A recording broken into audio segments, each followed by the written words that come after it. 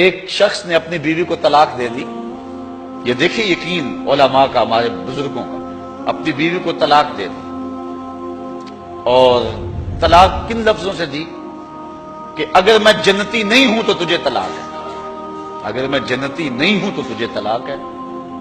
تو اب علماء سے پوچھا کہ طلاق ہوئی ہے یا نہیں ہوئی؟ علماء کہنے لگے ہم نہیں بتا سکتے، چونکہ طلاق کو معلق کیا گیا تو اب ہمیں تو نہیں پتا کہ تو جنتی ہے یا نہیں ہے، اب ہم اس کے بارے میں کوئی رائے نہیں دے سکتے.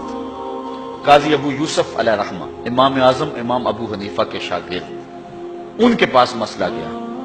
آپ نے شخص کو بلایا، کہا کبھی ایسا ہوا ہے کہ کسی عورت نے تجھے دعوت گناہ دی ہو اور تو نے کہا ہو میں اللہ سے ڈرتا ہوں؟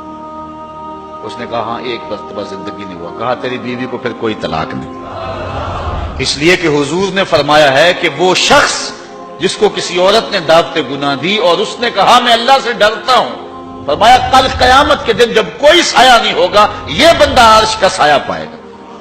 تو کہا پھر پکی بات ہے کہ تو جنتی ہے، تو جہنم میں جا ہی نہیں سکتا کیونکہ یہ رسول اللہ کا وعدہ ہے.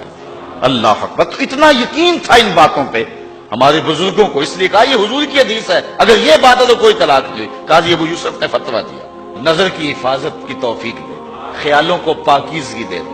میں ایک شخص کو جانتا ہوں جس کو دعوت گناہ دی گئی لیکن اس نے اپنی آبرو کی حفاظت کی. رات کو سویا تو حضرت میاں میر علیہ رحمہ خواب میں ملے. اللہ اکبر. اور آپ نے فرمایا تجھے مبارک ہو، تو نے سنت یوسفی ادا کی ہے.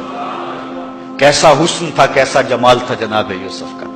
لیکن آپ دیکھیے قرآن پڑھیے، سورہ یوسف اٹھائیے، ایسے تو مرتبے نہیں ملے ہیں. کیسے کمال ہیں ان لوگوں کے، اپنی آرزوؤں پر کیسے پہرے بٹھائے ہیں اور کس طرح اپنی خواہشات کے آگے بند باندھے ان لوگوں نے. جب ساتوں دروازے مکفل کر دیے اور حضرت یوسف علیہ السلام کو زلیخا کہتی ہے تلک، اب تو آ جاؤ نا، اب تو کوئی نہیں دیکھ رہا، اور موٹا کپڑا ڈال دیا اس بت کے اوپر جو وہاں اس نے اپنے کمرے میں رکھا ہوا تھا.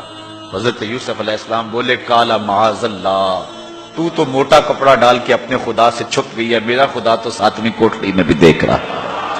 اور پھر اتنی روشنی برسی، اتنے اجالے برسے، گناہ کیا، گناہ کا تصور بھی محال ہو. وَرَجُلٌ ذَكَرَ اللَّهَ خَالِيًا فَفَاضَتْ عَيْنَاهُ، وہ شخص جس نے تنہائی میں اللہ کا ذکر کیا، کوئی دیکھنے والا نہیں تھا، ریا کا شائبہ بھی نہیں تھا، تنہا بیٹھا ہوا تھا، سحری کا وقت تھا، مصلی بچھا ہوا تھا، اور وہ اللہ کا ذکر کرنے لگا. پھر ذکر کا سرور من میں اترنے لگا. پھر کیا ہوا؟ فَفَاضَتْ عَيْنَاهُ، خوف خدا کی وجہ سے اس کی آنکھ میں آنسو آ گئے، اللہ کی یاد میں، اللہ کے ذکر میں رونے لگا. حضور فرمایا کل قیامت کے دن جب کوئی سایہ نہیں ہوگا اس ذاکر کو اللہ اپنے عرش کا ٹھنڈا سایہ نصیب ہوگا. اٹھتے بیٹھتے چلتے پھرتے تنہائی میں، خلوت میں، جلوت میں اللہ کے ذکر سے اپنا تعلق جوڑیے.